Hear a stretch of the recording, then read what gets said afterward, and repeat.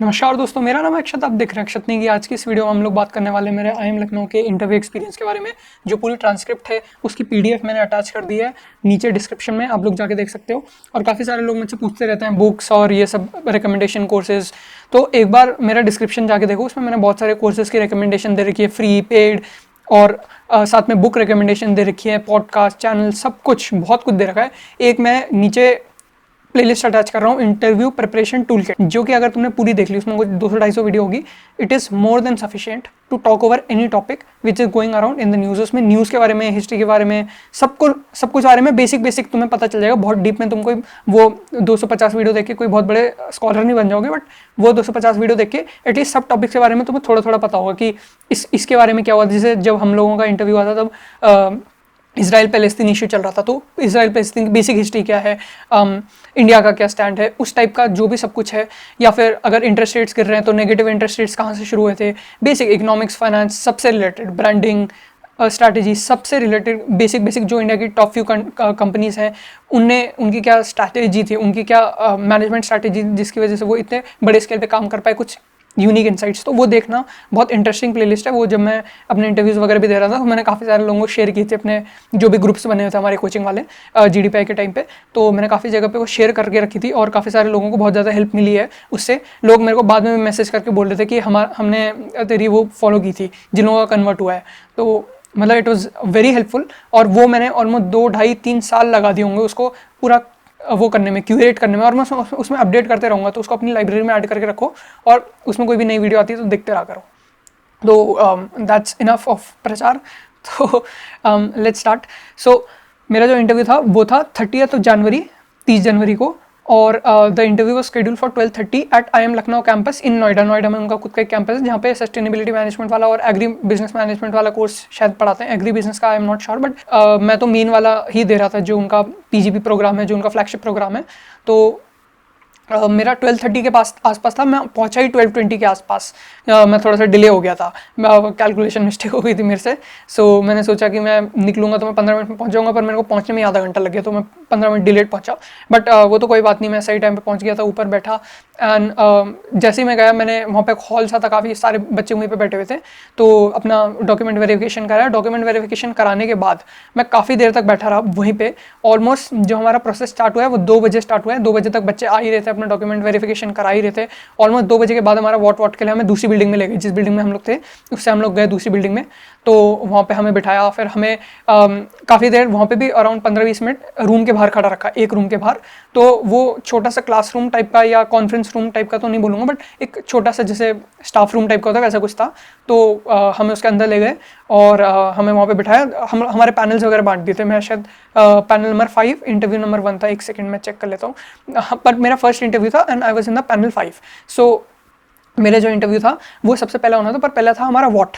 तो वॉट का जो टॉपिक था वो topic was role of AI in business management, in business landscape.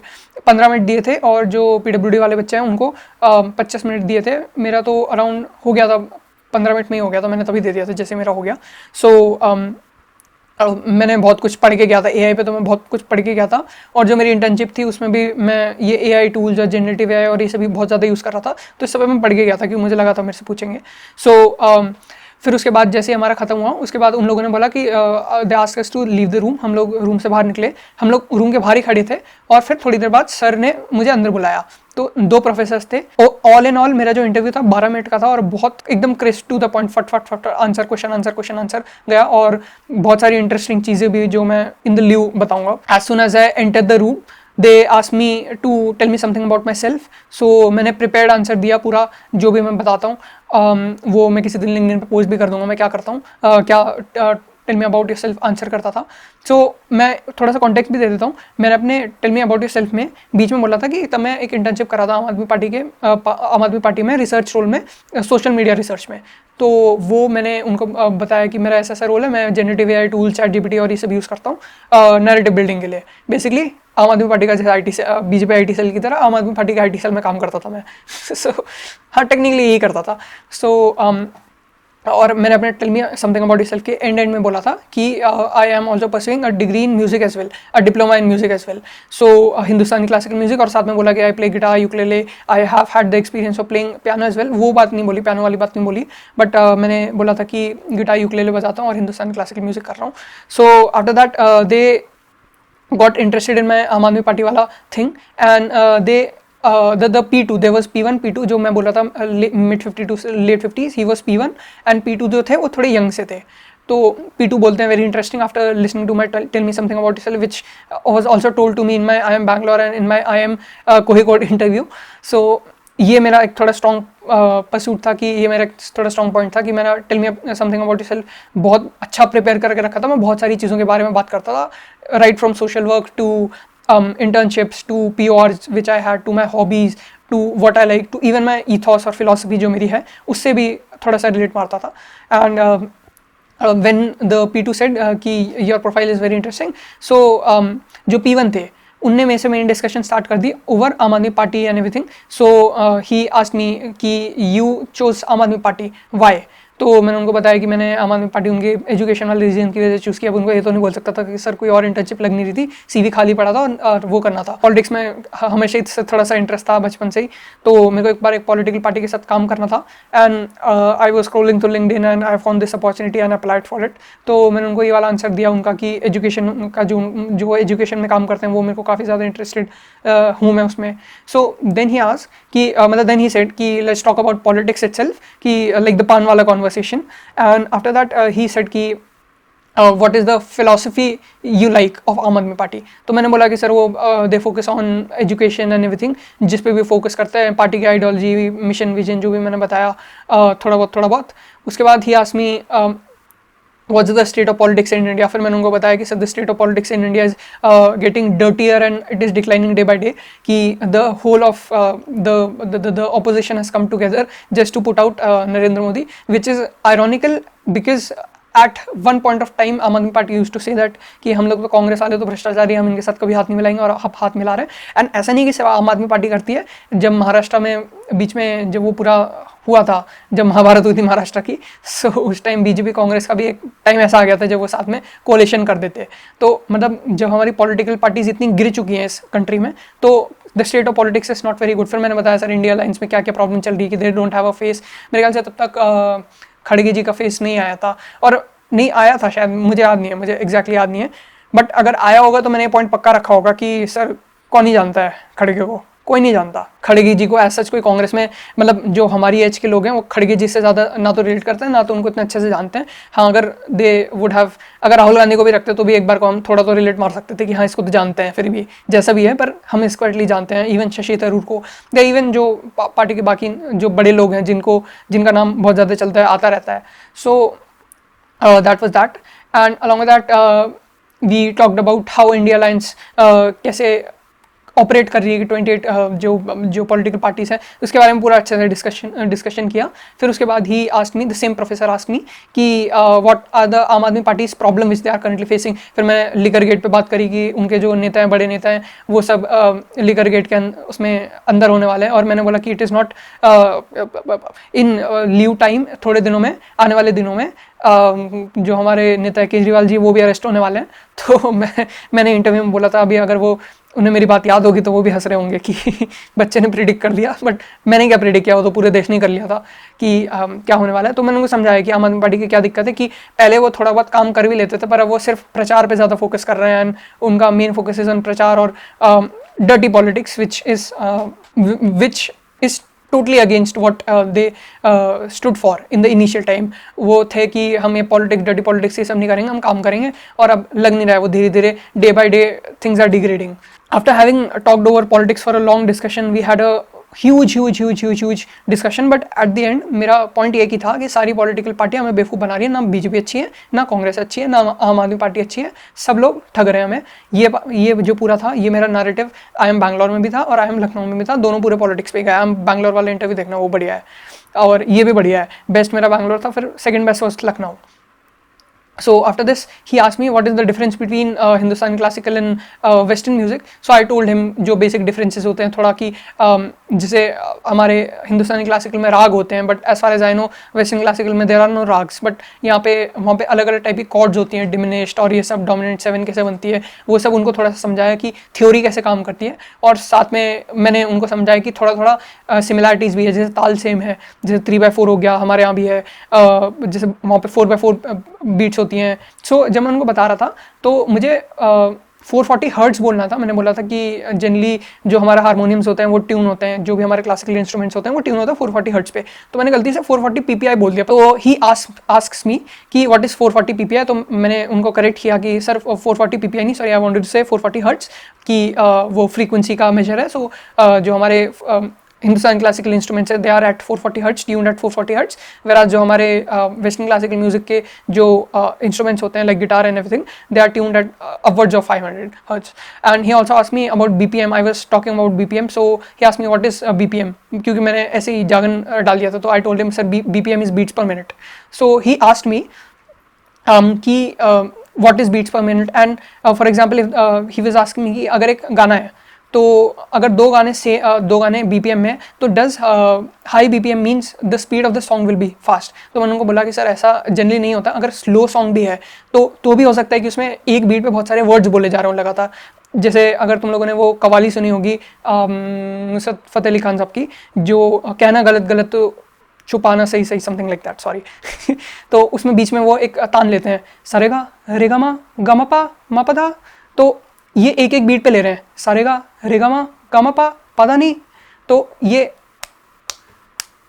इसी स्पीड में चल रहा है वो, मतलब ये तो 4/4 बताया मैंने, बट वो जो जिस ताल में वो गाना है, तो अगर शुरू में गाना सुनोगे और बीच में गाना सुनोगे तो बीच में लगेगा गाना बहुत ज़्यादा फास्ट हो गया, बट वो बीट सेम ही है. सो मैंने उनको ये डिस्क्राइब करके भी बताया, और मैंने उनको ऐसे ही वो करके बताया कि 1 2 3 4, कि जैसे अगर मैं बोलूँ सा रे गा मा, और अगर मैं बोलूँगा सा रे गा मा गा मा पा धा, तो दोनों में बीट सेम है, बस एक बीट पे वर्ड ज़्यादा बोले जा रहा है. तो वो मैंने उनको थोड़ा सा एक्सप्लेन किया. Then he asked me to sing a song. So मैं एक पीस पहले से प्रिपेयर करके गया था कि मुझे लगा हो सकता है पूछेंगे, तो मैंने गाया. वो गुरबानी का एक पार्ट है जो उसमें गाते हैं, गुरुद्वारे में गाते हैं, तो वो मेरे एग्जाम के लिए भी था, मुझे पढ़ना था, और वो मैं प्रिपेयर करके गया था थोड़ा सा. सो दो शुरू में जब मैंने गाना शुरू किया तो इट वाज लाइक मिजरेबल, मैं बहुत गंदा गाया, but towards the end of it I carried it, ठीक हो गया. तो they were very happy and they both were clapping and they said beautiful. और फिर उसके बाद they asked me about my vision problem which I have. So for those of you who don't know, I am PWD. So अपने cat के question तो मत ही पूछना मुझसे. So he asked me what problem do I have. So I told him about the problem. मैंने उनको पूरी अच्छे से एक्सप्लेन की, जेनेटिक वेनेटिक सब कुछ अच्छे से एक्सप्लेन किया कि आँख में रेटिना होता है, रेटिना में कुछ सेल्स होते हैं, सेल्स में पिगमेंट होते हैं, पिगमेंट कुछ पर्टिकुलर प्रोटीन्स होते हैं, 19 टाइप की म्यूटेशंस हो सकती हैं उन प्रोटीन्स में, हो तो वैसे बहुत सारी सकती हैं, बट जो प्रॉब्लम मुझे है उसमें 19 टाइप की म्यूटेशंस देखी जाती हैं. अगर वो 19 टाइप की म्यूटेशंस है, म्यूजिशियंस नहीं है, म्यूटेशंस है, तो उसको एक पर्टिकुलर प्रॉब्लम का नाम दिया जाता है, एक पर्टिकुलर डिसऑर्डर का नाम दिया जाता है. तो मैंने उनको बताया कि सर ये डिसऑर्डर्स हैं, मेडिकली उनको समझाया कि ये पिगमेंट्स होते हैं, 19 में से 4-5 का नाम बताया कि ये प्रोटीन्स की म्यूटेशन की वजह से हो सकता है. तो मेरे वाले में कौन सी म्यूटेशन है, मैंने उनको बताया कि सर अभी तक जब मेरा डायग्नोसिस हुआ था तब पता नहीं था, तब पता नहीं चला था, बट जो मोस्ट कॉमन जो डायग्नोसिस है वो यही है, और हो सकता है कि मुझे भी ये हो, but there are caveats to it, because जो म्यूटेशन सबसे ज़्यादा कॉमन है उसमें by the age of 14 to 15 people generally lose their vision. But it was not in my case. मेरी केस में जो जैसे जैसे मैंने ग्रो किया उसके बाद मेरी विजन स्टेबल हो गई, एक पॉइंट के आने के बाद, मतलब 6-7 के बाद मेरी विजन स्टेबल हो गई. अब ना तो वो डिटोरिएट हो रही है और ना ही वो अच्छी हो रही है, वो जैसी है वैसी ही है, तो चेंज नहीं हो रही है. तो वो सब मैंने उनको समझाया. तो upon this he asked me कि the proteins which you are mentioning can they not impregnate it या can they not inject it into your body या इनटू योर रेटिना. तो मैंने उनको समझाया कि sir it can be done, उसको genetic therapy बोलते हैं, कि लक्षण अगर एक जेनेटिक थेरेपी RP65 के लिए. पर मैंने उनको समझाया कि सर वो जो म्यूटेशन के लिए है RP65, वो म्यूटेशन मेरे को नहीं है, और अगर वो होती तो maybe we could have tried it, but उसका भी success rate is like negligible. So there is no point risking what I have right now, and because I am sort of having this situation since a very long time, so I have sort of been used to it, I would say, कि जो अभी situation है उसमें I have consider this as a base normal, और इसमें मैंने operate करना सीख लिया। तो मतलब इससे ख़राब होगा तो it will be a problem for me, और the risk is too big, and अभी जो मेरी म्यूटेशन है उसके लिए तो है भी नहीं, और अभी तो यही नहीं पता म्यूटेशन क्या है। तो मतलब there are very many caveats to it, so I explained him. और पूरा फिर उसके बाद मेडिकल पे डिस्कशन हुआ कि रेटिना में ये प्रॉब्लम एग्जैक्टली हुई है और उसकी वजह से क्या क्या लाइफ ऑल्टर मेरी कैसे होती है। तो उन्होंने मुझसे पूछा कि पढ़ाई कैसे करते हो, वो कैसे करते हो। तो मैंने उनको बताया कि सर एग्जाम मैं अपने जनरली खुद ही लिखता हूँ, I can read write my self, but मेरे को कन्वे करने में, मतलब चलने फिरने में काफ़ी ज़्यादा दिक्कत होती है। कहाँ कहाँ पे दिक्कत, मतलब किस किस लोकेशन में दिक्कत होती है, कि जैसे अगर फॉर एग्जांपल कोई एक ऐसी जगह पे हूँ, कोई अपने घर में ही चल रहा हूँ, तो अपने घर में मुझे सब पता है, या अगर एसआरसीसी में था तो उनके कैंपस पे अगर चलता था तो मेरे को इतनी दिक्कत नहीं थी। पर अगर अपनी कैंपस में किसी ऐसी जगह पे जाना है जहाँ पे मैं आज तक नहीं गया, तो it would have been a problem for me. तो मैंने उनको बताया कि it takes me some time to get used to the surrounding, but once I get used to the surrounding I can manage. So after that P2 said कि you were from ICSE, why you shifted to CBSE? So मैंने 10th की थी मुंबई से, मैं 7 to 10 था मुंबई में 4 साल। 10th में मेरे फादर की डेथ हो गई थी इन अक्टूबर। सो मैंने नेक्स्ट मार्च में अपने बोर्ड्स दिए, उसके बाद मैं वापस देहरादून आ गया था। मैं ओरिजिनली देहरादून से ही हूँ।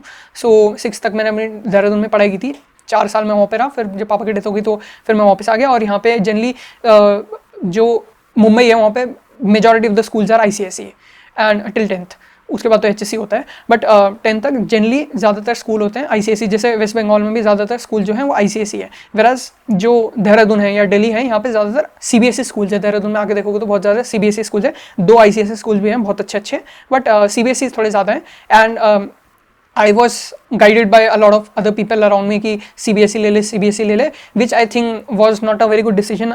If I had an opportunity to go back, maybe मैं ISE choose करता 10th के बाद भी, because और फिर after this question I told him all this कि ऐसा ऐसा situation था, मैंने अपना पूरा explain किया। After this he says what is the difference between CBSE and ICSE? मैंने बोला कि sir in my experience of ICSE I realized कि during my 10th standard and 8th 9th 10th there was a lot of focus on English given to us. We happened to study Merchant of Venice as well, and it helped me get good at English and help me get good at my grammar and everything.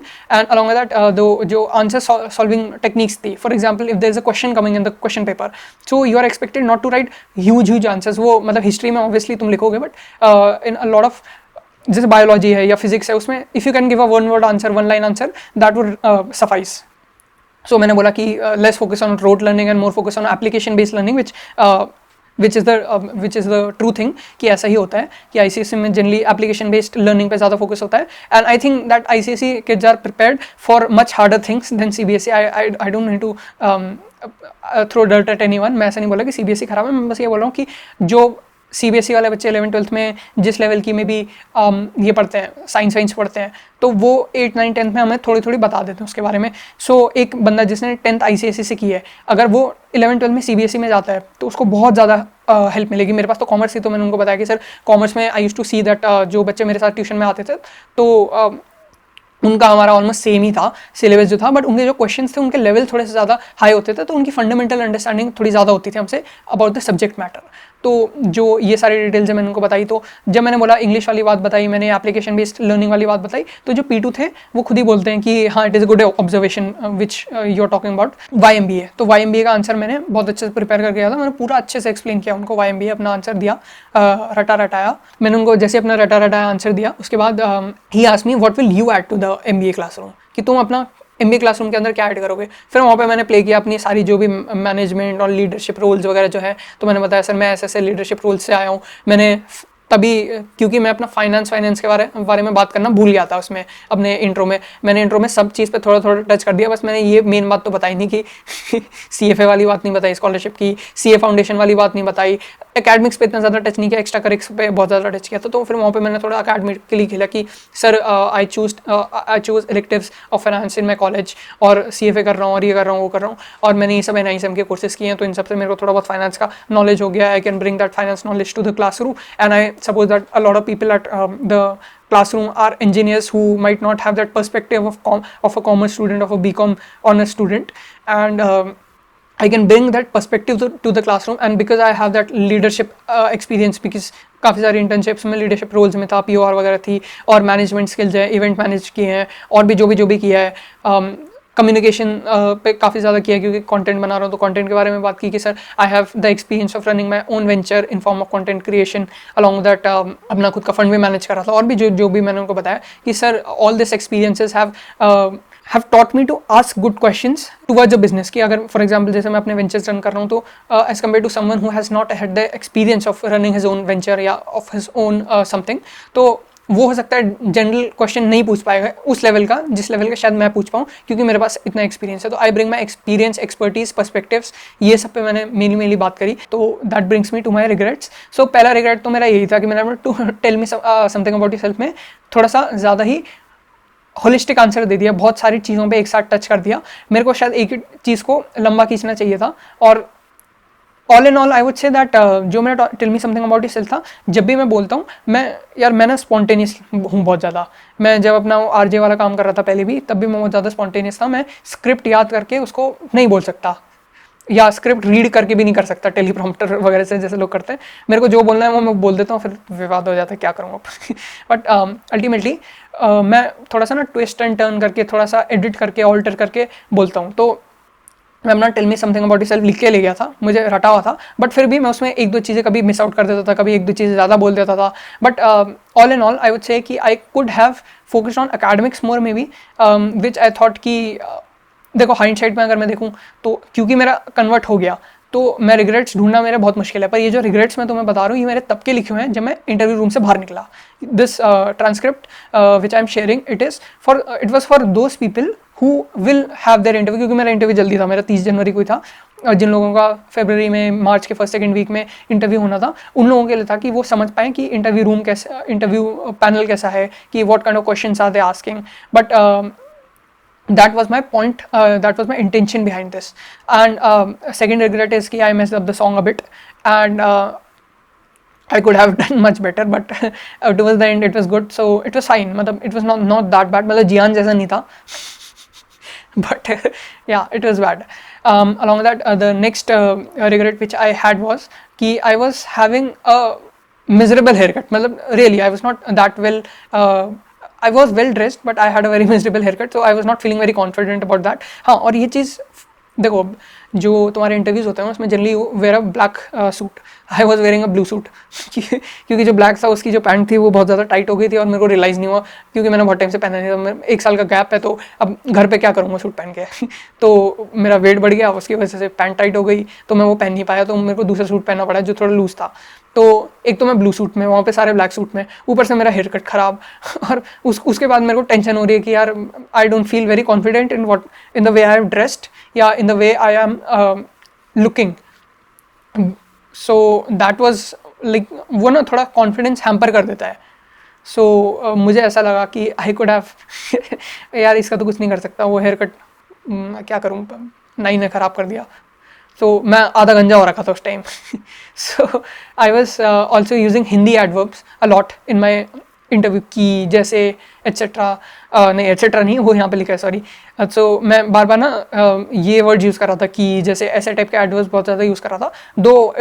दो I am Lucknow is sort of famous for their Hindi interviews. A lot of people are asked questions in Hindi and they are asked to answer in Hindi as well. ऐसा होता है कई बार, मतलब while I was reading the transcripts of other people, so I realized कि काफ़ी सारे लोगों का ऐसा होता है। I took my GDPI from Cat King, and जो मैंने अपना कोचिंग लिया था वो मैंने PW से लिया था। सो PW का जो भी मटेरियल था वो बढ़िया था। मैंने बहुत ज़्यादा लेक्चर्स फॉलो नहीं किए टू बी ऑनेस्ट, बिकॉज मैं उधर था 3 महीने तक। I was in a blind school. जब मैंने आरजे वाली जो स्टिंट की थी वो भी तभी की थी, और वहाँ पे मैं 3 महीने की ट्रेनिंग कर रहा था, बिकॉज अपेरेंटली मैंने कुछ लोगों से बात की थी, तो दे से कि the condition which I have, so इसमें there is a slight risk of you losing your vision. So I was like कि यार जॉब तो बाद में भी कर लेंगे, पहले थोड़ा प्रिपेयर हो जाते हैं इसके लिए, कि अगर मान लो इन वर्स्ट केस सिनेरियो अगर ऐसा कुछ हो गया, गॉड फॉरबिड, बट तो उसके लिए सो उसमें अलग अलग टाइप की चीज़ें होती थी, वो मैं IIM कोझिकोड के इंटरव्यू में बताऊंगा, क्योंकि मैंने उस पर अच्छा लंबा डिस्कशन किया है। IIM कोझिकोड की वीडियो मैं बना दूंगा next week. Lucknow, Ahmedabad, Bangalore, Calcutta convert हो गया। IIM कोझिकोड में मैं वेट लिस्ट 1 पे हूँ अभी। सो दैट्स दैट, वो तो मूव हो जाएगा, इतना तो मूव हो ही जाता है। सो मतलब टेक्निकली मैंने ABCKL कन्वर्ट कर दिए सारे। इंदौर मैंने दिया ही नहीं था, शिलोंग भी मैंने दिया ही नहीं था, बिकॉज तब तक मेरा बैंगलोर का इंटरव्यू हो गया था, और ये लखनऊ का इंटरव्यू भी मेरा हो गया था। और लखनऊ के इंटरव्यू के बाद मेरे को लग गया था ये कन्वर्ट हो जाएगा बहुत आराम से, क्योंकि इंटरव्यू अच्छा गया था। एंड बैंगलोर के इंटरव्यू के बाद तो मेरे को पक्का था कि बैंगलोर तो हो ही जाना चाहिए, और अगर बैंगलोर नहीं हो तो फिर इससे अच्छा इंटरव्यू तो मैं दे ही नहीं सकता। So that was pretty much it. Thank you for watching and thank you for so much of your support. Recently कुछ दिनों पहले थोड़ी हेट वेट का सिस्टम हुआ था, बट कोई बात नहीं, अब मैं उसमें तो ज़्यादा कमेंट नहीं करूँगा। But I have been told by someone that it was the person failing that it was from my inner circle cell. So अब क्या करें, गिरफ्तार ने बोला था ना, अपने कमीने होते हैं। But anyways, thank you for watching and thank you for your kind comments. बस, Jai Hind, Vande Mataram, wish you happy married life. Thank you.